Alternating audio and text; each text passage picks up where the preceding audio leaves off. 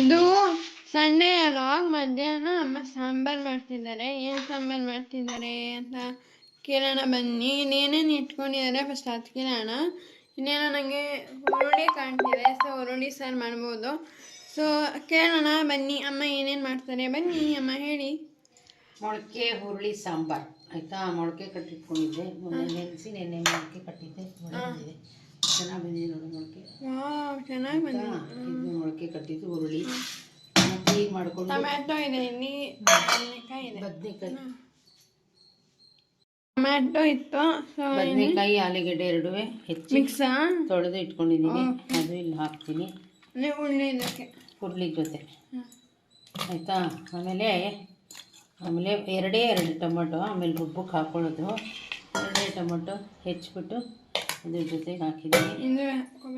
ಹಾಕ್ಕೊಂಡು ಇದನ್ನ ಇವಾಗ ಒಂದು ಕೂಸಕ್ಕೆ ಇಡ್ತೀನಿ ಆಯಿತಾ. ಈಗ ಏನೇನೆಲ್ಲ ಹಾಕೊಂಡಿದ್ರು ಅದನ್ನ ಕೂಗಿಸ್ತಿದ್ದಾರೆ.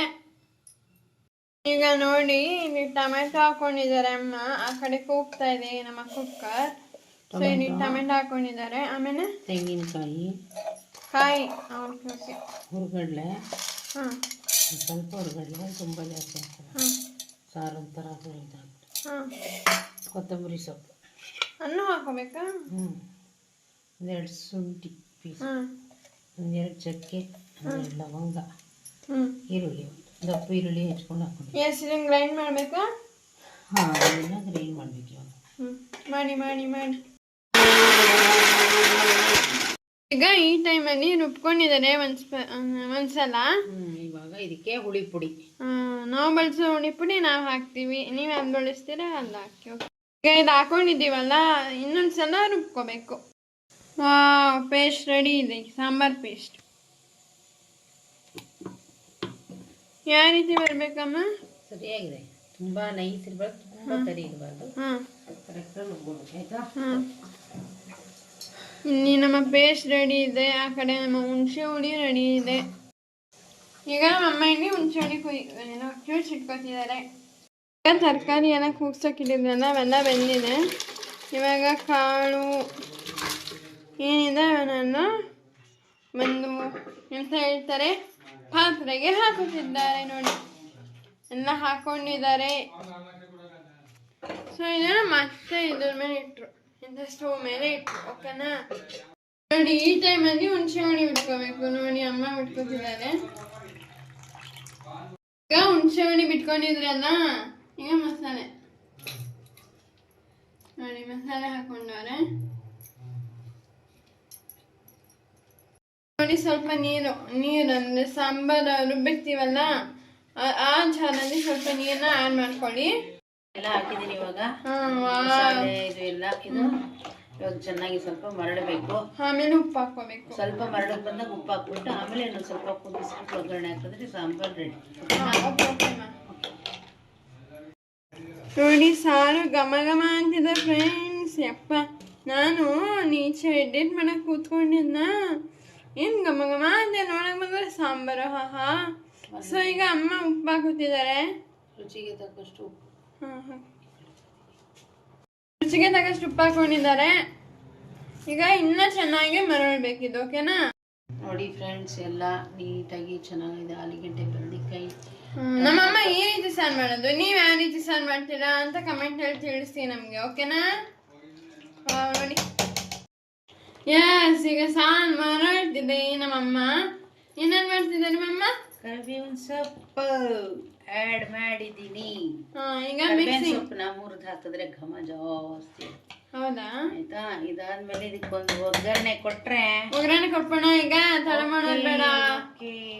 ಇದೇನಮ್ಮ ಈ ತರ ಮೆಣಸಿನ್ಕಾಯಿ ಫುಲ್ ಹಿಂಗಾಗೋಗಿದೆ, ಇದನ್ನ ಸಾಂಬಾರ್ಗೆ ಹಾಕ್ತೀರಾ? ಇನ್ನು ಏನ್ ಗೊತ್ತಾ, ಹೇಳು. ಹಸಿ ಮೆಣಸಿನ್ಕಾಯಿ ತಂದಿರ್ತೀವಲ್ವಾ, ಹಸಿ ಮೆಣಸಿನ್ಕಾಯಿ ತಂದು ಅದು ಎಲ್ಲ ಹಣ್ಣಾಗಿ ಕೆಲವು ಮಿಕ್ಕೊಂಬಿಟ್ಟಿರುತ್ತೆ, ಅವಾಗ ಅದು ಹಣ್ಣಾಗ್ಬಿಟ್ಟು ಇದನ್ನ ಒಗ್ಗರಣೆಗೆ ಹಾಕ್ತೀಯಾ? ಇದು ಹಣ್ಣಾಗಿರುತ್ತಲ್ವಾ, ಅದನ್ನ ಯಾಕೆ ವೇಸ್ಟ್ ಮಾಡಬೇಕು? ಬಿಸಿಲಿಗೆ ಇಡೋದು. ಆ ಬಿಸಿಲಿಗೆ ಇಟ್ಮೇಲೆ ಅದು ಈ ತರ ಕಲರ್ ಬರುತ್ತೆ.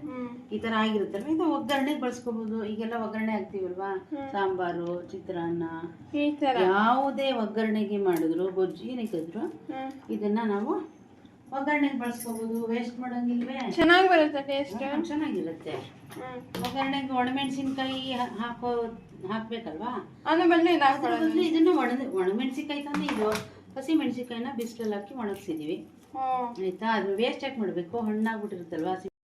ಒಗ್ಗರಣೆ ಕಟ್ಕೊತಾ ಇದ್ದಾರೆ ನೋಡಿ, ಒಗ್ಗರಣೆ ಹಾಕ್ತೀನಿ ಹಿಡಿಯುತ್ತೆ, ಅದಕ್ಕೆ ದೂರ ಇಟ್ಟಿದ್ದೀನಿ. ಒಗ್ಗರಣೆ ಕಟ್ಕೊತಾ ಇದ್ದಾರೆ, ಹಿಂಗೆ ಆ್ಯಡ್ ಮಾಡ್ಕೊತಿದ್ದಾರೆ. ಸೊ ಅಮ್ಮ ಹೇಳಿ ಟಿಪ್ಸ್ನ ಫಾಲೋ ಮಾಡಿ. ಇವಾಗ ಸಾಂಬಾರ್ಗೆ ಹಾಕಿದ್ದಾರೆ.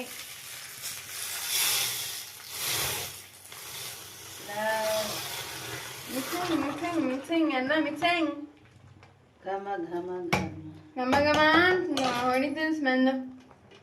Okay, yes done. Sambar ready. ಒಂದ್ಸಲ ನೀವು ಸಾಂಬಾರ್ ಮಾಡಿ ನೋಡಿ, ಊಟ ಮಾಡಿ ನೋಡಿ, ಕಮೆಂಟ್ ಮಾಡಿ ಹೇಗಿರುತ್ತೆ ಅಂತ. ಓಕೆನಾ. ಈಗ ನಾವು ಸರ್ವಿಂಗ್ ಬೌಲ್ಗೆ ಹಾಕಿ ತೋರಿಸಿ ಎಂಡ್ ಮಾಡ್ತೀವಿ ವಿಡಿಯೋನ. ಇಲ್ಲಿ ಸರ್ವಿಂಗ್ ಬೌಲ್ಗೆ ಹಾಕೋ ಬರ್ತೀನಿ ನೋಡಿ. ಸಾಂಬಾರ್ ರೆಡಿ ಇದೆ, ಘಮ ಘಮ ಅಂತಿದೆ. ಟೇಸ್ಟ್ ಮಾಡೋಣ ಬನ್ನಿ. ಒಂದು ಸ್ಪೂನು ಇವಾಗ ನಾನು ಸರ್ವಿಂಗ್ ಬೌಲ್ಗೆ ಹಾಕೊಂಡು ಟೇಸ್ಟ್ ಮಾಡ್ತಾ ಇದ್ದೀನಿ ಸಾಂಬಾರನ್ನ.